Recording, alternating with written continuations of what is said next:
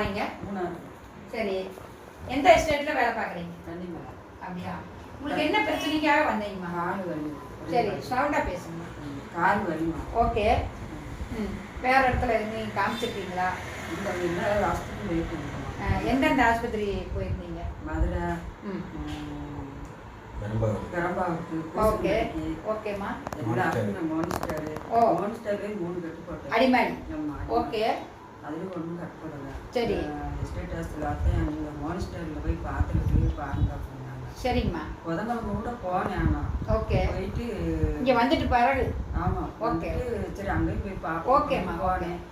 போனோன்னா நீங்கள் பார்த்துட்டு பாருங்க, உங்கள் ஊருக்கு மாத்திரை தான், எஸ்டேட் ஊருக்கு மாத்திரை தான் ஜிஹெச்சுக்கு கொடுத்தாங்க அப்படின்னு சொன்னாங்க. சரி. முதல் வாரம் போனேன், ஜிஹெச்சுக்கு எழுதி வச்சுருந்தாங்க. மறுவாரம் போகையில் அங்கே ஊருக்கு மாத்திரை தான் இங்கேயும் கொடுத்தாங்க, அங்கே ஓடு ஊசி தான் இங்கேயும் ஓடுதாங்கன்னு சொல்கிறாங்க. அதனால நம்ம மாத்திரை வாங்கிட்டு வந்துட்டேன். Beetroot juice குடிக்கணுமா?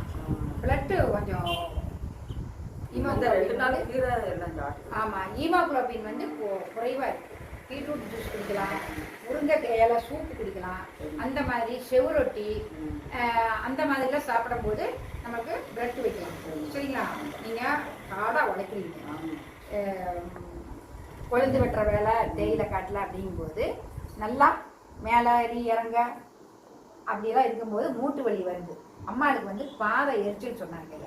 ஒன்றா ஸ்டெப்பு ஸ்டெப்பாக அவங்களுக்கு வலி குறைஞ்சிடும். நம்ம சார் சொல்கிற இதை ஃபாலோ பண்ணுங்க. உணவுகள்லாம் நல்லெண்ணெய்க்கு மாறிடுங்க. ஆயில் ஃபுட்டு வேண்டாங்கம்மா. பீட்ரூட் ஜூஸ் குடிங்க, முருங்கலை சூப் குடிங்க, சுவரொட்டி வாங்கி கொடுங்க ஐயா. சரிங்களா? நல்லா இம்ப்ரூவ்மெண்ட் இருக்குது. நல்லா தூங்குவாங்க, நல்லா வேலைக்கு ஆக்டிவாக போவாங்க.